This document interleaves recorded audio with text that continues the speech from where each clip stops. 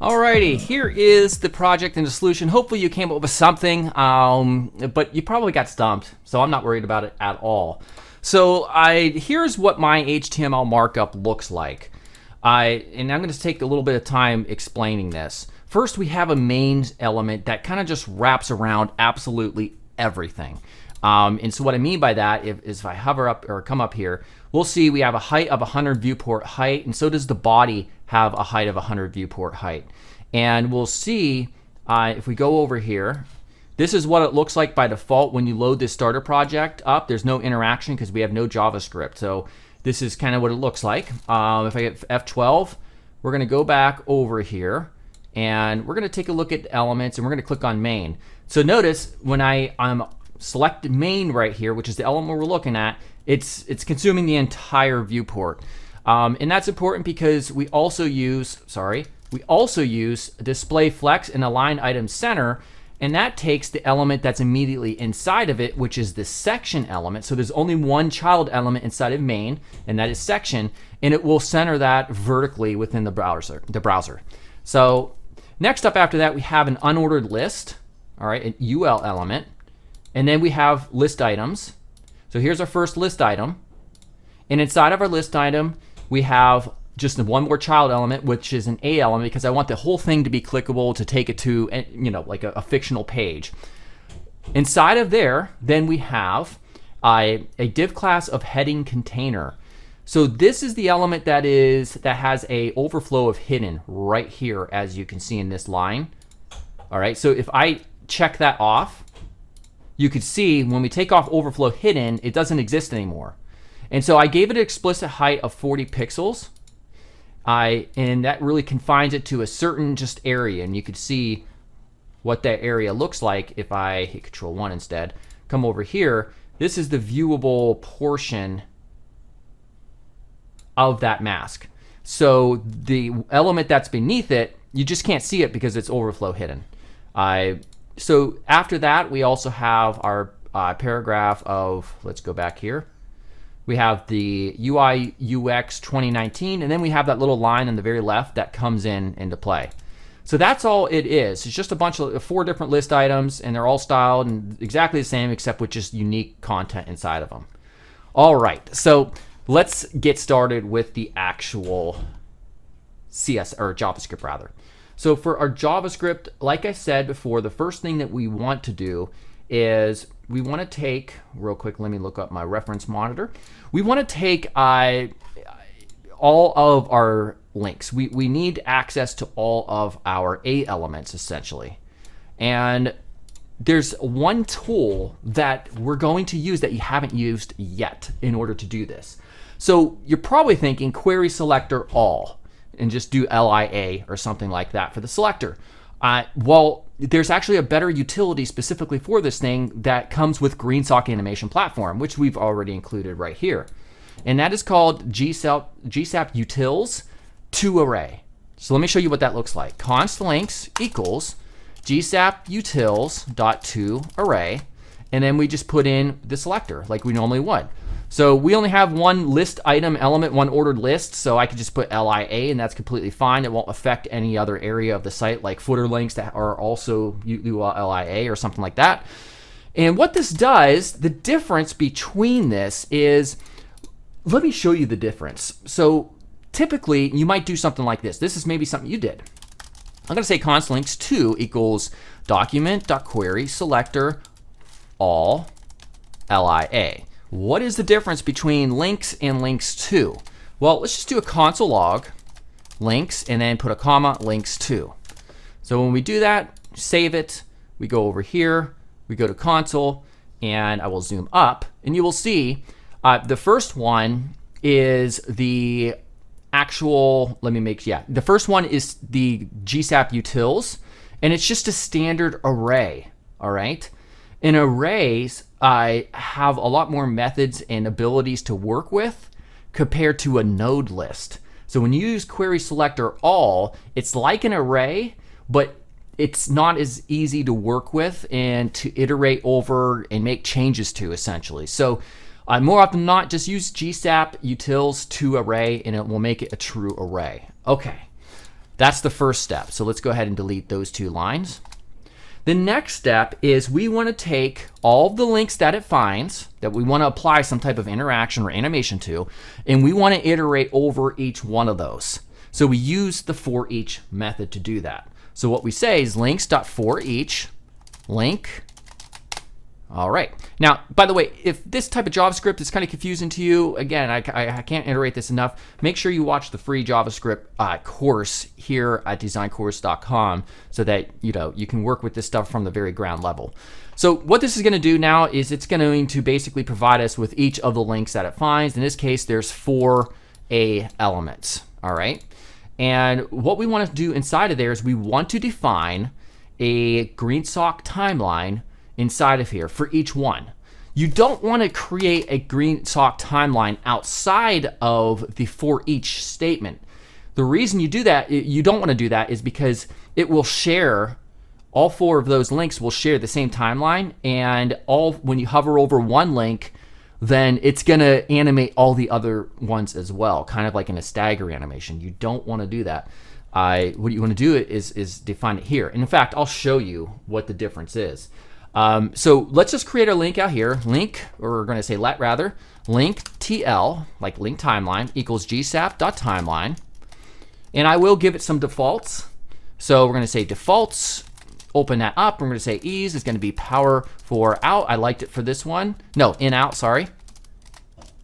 Hopefully you could see my code right here. Looks like I'm a little bit behind it. There we go. And then we are also going to specify a duration of 0.6. All right, so now we've created a timeline for each of the 4 links that it finds. All right, after that, we're going to create some basically properties or variables that are tied to specific elements that are found within each link. So here's how you do that. This is something we haven't covered either. We're going to say const heading start. Heading start is going to be the element that says primary. So one thing I didn't cover is, so heading container is the overflow hidden element. And then we have the first piece of type. Oops, I put span at the end of those. These are originally span elements, but I forgot to change the closing tag because I decided to use paragraph instead. That was dumb of me. Okay. There we go. That's much better. And so primary is the one that shows up by default without hovering, and then secondary is the one that will push up and reveal itself after hover. Okay, so we're just creating references to each one of those. Now the way we do this is we don't do document.querySelect. We do not do document. We do link, which is found here. That means it's going to find within each link the query selector that we want to find. So in this case, it's primary. So that's the start. We're going to replicate this a few times. So Shift Alt down. Heading end is going to be the second one. So that's secondary. And again, these classes are right here, primary and secondary on each one. We also have a date. So the date right here is paragraph class date. And then also finally we have like a line dash that shows up to the left, and that happens to be div class line. All right, so we say line. So again, nothing special happens yet. We've only defined properties right here, or variables that don't do anything essentially. So at this point is where we can go ahead and start creating the animation. So link timeline, we're going to say, let's just hit enter. And then go ahead and you can tab in if you wish. And then we're going to say to heading start y% negative 100. Now let's just see if any of this works by default. And look how it's automatically playing like that. We don't want that. So we have to hit down here, link TL.pause. So now when this happens, here, let me close some of this out. Nothing's going to happen because we haven't added an event listener just yet. We've only iterated for each over each one of them. There's no event listeners defined yet. So what we do is we say link.add event listener. And again, link comes from up here. And we're going to say mouse enter.